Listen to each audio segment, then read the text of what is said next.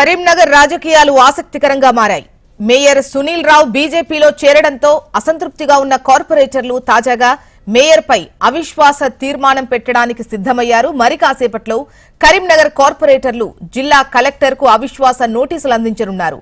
కాగా రేపటితోనే మేయర్ పదవీకాలం ముగుస్తుంది. ఈలోపే ఈ రోజే ఎట్టి పరిస్థితుల్లో అవిశ్వాసం పెట్టాలని బీఆర్ఎస్ నేతలు పట్టుదలగా ఉన్నట్లు తెలుస్తోంది.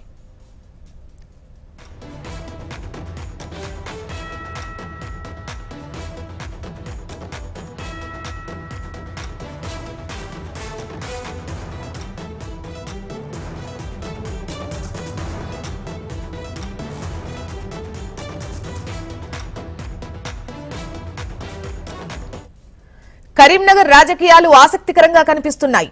మేయర్ సునీల్ రావు బీజేపీలో చేరడంతో అసంతృప్తిగా ఉన్న కార్పొరేటర్స్ తాజాగా మేయర్పై అవిశ్వాస తీర్మానం పెట్టడానికి సిద్ధమయ్యారు. మరి కాసేపట్లో కరీంనగర్ కార్పొరేటర్లు జిల్లా కలెక్టర్కు అవిశ్వాస నోటీసులు ఇవ్వనున్నట్లు తెలుస్తోంది. కాగా రేపటితోనే మేయర్ పదవీకాలం ముగుస్తుంది. అయితే ఈలోపే ఈ రోజే ఎట్టి పరిస్థితుల్లో అవిశ్వాసం పెట్టాలని బీఆర్ఎస్ నేతలు పట్టుదలగా ఉన్నారు. ఇక డీటెయిల్స్ మనకు రీజనల్ కోఆర్డినేటర్ గోపాలకృష్ణ అందిస్తారు. గోపాలకృష్ణ, చెప్పండి, సునీల్ రావుది రేపటితో పదవీకాలం ముగుస్తుంది. ఎట్టి పరిస్థితుల్లో కూడా ఇవాళ అవిశ్వాస తీర్మానం పెట్టి తీరాలి అని చెప్పేసి కార్పొరేటర్లు భావిస్తున్నట్లుగా తెలుస్తోంది. కలెక్టర్స్ కు నోటీసులు కూడా అందించినట్లుగా తెలుస్తోంది. డీటెయిల్స్ ఎలా ఉన్నాయి? మరికొద్దిసేపట్లో మేయర్ సునీల్ రావుపై అవిశ్వాస నోటీస్ ని జిల్లా కలెక్టర్ కి అందజేయబోతున్నారు. రేపు చివరి తేదీగా చెప్పుకోవచ్చు. మేయర్ గా ఆయన 5 సంవత్సరాల పదవీ కాలం రేపటితో ముగియబోతోంది. కానీ ఇటీవలే ఆయన 2 రోజుల క్రితం బీఆర్ఎస్ నుంచి బీజేపీలోకి చేరడంతో ఆయనతో పాటుగా పెద్ద ఎత్తున కార్పొరేటర్లు వస్తారనేటువంటి ఒక పెద్ద ప్రచారం జరిగింది. దీంతో ఆ ప్రచారాన్ని ఖండించేందుకే ఈ అవిశ్వాసాన్ని పెడుతున్నట్టుగా బీఆర్ఎస్ వర్గాలు చెప్తున్నాయి. అనంటే సునీల్ రావు ఒక్కటి మాత్రమే, సునీల్ రావుతో జాయిన్ అయినటువంటి కార్పొరేటర్లు జాయిన్ అయ్యారు. అంటే మొత్తం ముగ్గురు బీఆర్ఎస్ నుంచి బీజేపీలోకి వెళ్లారు. కానీ 20 మంది దాకా కార్పొరేటర్లు సునీల్ రావుతో బీజేపీకి వెళ్తారనేటువంటి ప్రచారాన్ని విస్తృతంగా చేశారు. కానీ బీఆర్ఎస్ అడ్డుకుంది అనేటువంటి వ్యాఖ్యలు సునీల్ రావు స్టేజ్ పైనే చేశారు. కానీ దానికి చెక్ పెట్టేందుకు, ఆ ప్రచారానికి చెక్ పెట్టేందుకే బీఆర్ఎస్ ఈ వ్యూహాన్ని ముందుకు తీసుకొచ్చిందని చెప్పుకోవచ్చు. రేపటితో ఆయన పదవీకాలం ముగుస్తున్నప్పటికీ ఇప్పుడు మరికొద్ది సేపట్లో కలెక్టర్ కి అవిశ్వాసానికి సంబంధించినటువంటి నోటీస్ ఇవ్వబోతున్నారు. ఒకవేళ కలెక్టర్ అనుకుంటే గనక ఈ రోజే సమావేశాన్ని ఏర్పాటు చేసి ఆ విశ్వాసానికి సంబంధించినటువంటి పరీక్ష పెట్టొచ్చు. లేదు అని అంటే రేపు ఎలాగూ చివరి తేదీ కాబట్టి రేపు ఖచ్చితంగా సమావేశం ఉంటుంది, సర్వసభ సమావేశం. రేపటి సమావేశంలోనైనా తాను అవిశ్వాస పరీక్ష పెట్టొచ్చు. ఆ పరీక్షలో ఎట్టి పరిస్థితుల్లో సునీల్ రావును ఓడించాలనే వ్యూహంలో బీఆర్ఎస్ పార్టీ ఉంది. ఓడించకపోయినా కనీసం తనతో పాటు కార్పొరేటర్లు ఎంతమంది ఉన్నారనేటువంటి విషయాన్ని ప్రాక్టికల్ గా బహిర్గతం చేయాలనేటువంటి ఒక వ్యూహంతో బీఆర్ఎస్ ఉన్నట్టుగా మనకున్న సమాచారం. ఈ నేపథ్యంలోనే అవిశ్వాస పరీక్షను ముందుకు తీసుకొచ్చారు.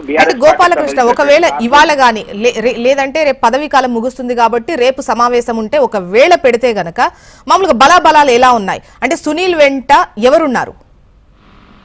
సునీల్ రావు వెంట ఎవరున్నారు అనే ప్రశ్నకే ఇప్పుడు సమాధానం చెప్పాలనేది బీఆర్ఎస్ తహతహ అని చెప్పుకోవచ్చు. ఆయన బీజేపీకి సంబంధించినటువంటి కార్పొరేటర్లు 13 మంది గతంలో గెలిచారు.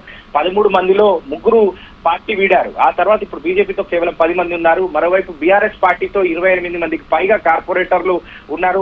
వాళ్ళతో పాటుగా ఎంఐఎం వాళ్ళకు కొంత అనుకూలంగా వ్యవహరిస్తూ వచ్చింది. సో ఇప్పుడు కార్పొరేటర్లు బీఆర్ఎస్ పార్టీ నుంచి దూరంగా ఉన్న వారిలో ఇటు కాంగ్రెస్ పార్టీలో కూడా మొన్న ఇటీవల 10 మంది జాయిన్ అయ్యారు. సో ఇక్కడ బీఆర్ఎస్ పార్టీకి అనుకూలంగా ఖచ్చితంగా ఎక్కువ మందే ఉన్నారు. అక్కడ మేము అవిశ్వాసం పెడితే నెగ్గేటువంటి అవకాశం ఉంటుంది అనేది బీఆర్ఎస్ పార్టీ ఆలోచన.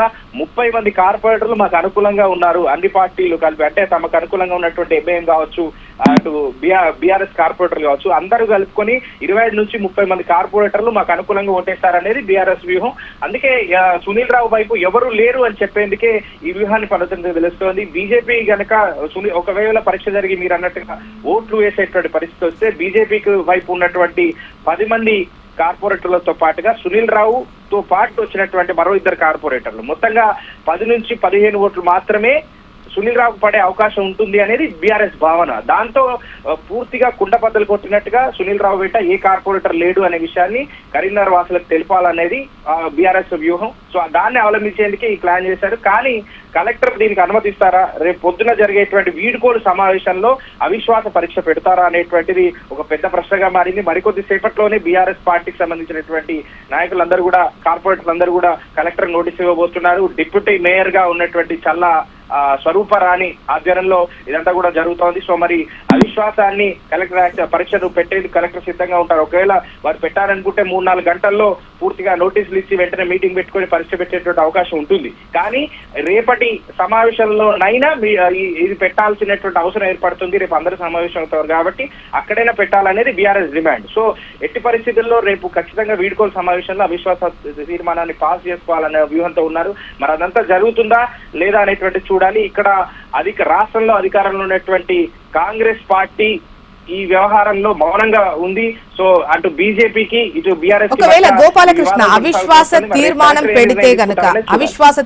పెడితే గనక బీఆర్ఎస్ కు ఎంత మంది ఉందో లెక్క చూపించే ప్రయత్నం చేస్తున్నటువంటి క్రమంలో ఒకవైపు సునీల్ రావు ఎటువంటి స్టెప్స్ తీసుకునేటువంటి అవకాశాలు ఉంటాయి? ఎందుకంటే బీజేపీకి సంబంధించి కార్పొరేటర్ల సంఖ్య అంటే ముఖ్యంగా బలాన్ని నిరూపించుకునేటువంటి అవకాశం లేదనే చెప్పొచ్చు.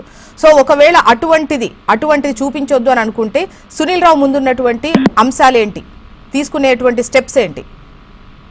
సునీల్ రావు కనుక ఒకవేళ ఈ అవిశ్వాసాన్ని తప్పించుకోవాలని అనుకుంటే డెఫినెట్ గా ఆయన నిన్న స్టేజ్ మీకు చెప్పినట్టుగా నాతో పాటు ఎక్కువ మంది కార్పొరేటర్లు ఉన్నారనేటువంటి ప్రస్తావన తీసుకొచ్చారు. సో వాళ్ళందరినీ కూడా మళ్ళీ తిరిగి తనకు అనుకూలంగా ఇది రహస్య ఓటింగా లేదంటే అక్కడికి వచ్చిన తర్వాత ఓట్ చేస్తారా చేయతే ఓట్ చేస్తారా అనేటువంటి అంశం తెలుస్తుంది. సో అంటే మొదటగా మనం ఇక్కడ భావించాల్సింది అక్కడ ఓటింగ్ జరుగుతుందా లేదా, అసలు అవిశ్వాసాన్ని తీర్మానాన్ని కలెక్టర్ యాక్సెప్ట్ చేస్తారా చేయరా అనేటువంటిది కూడా ఒక పెద్ద ప్రశ్న. ఎందుకంటే రేపు వీడ్కోలు సమావేశంలో పరిపాలనకు సంబంధించినటువంటి అంశాలు, అవిశ్వాసానికి సంబంధించినటువంటి అంశాలు తీసుకొచ్చి అక్కడ బిల్ పాస్ చేయడానికో అవిశ్వాస తీర్మానం పాస్ చేయడానికో ఇలాంటి అవకాశం ఉండదు.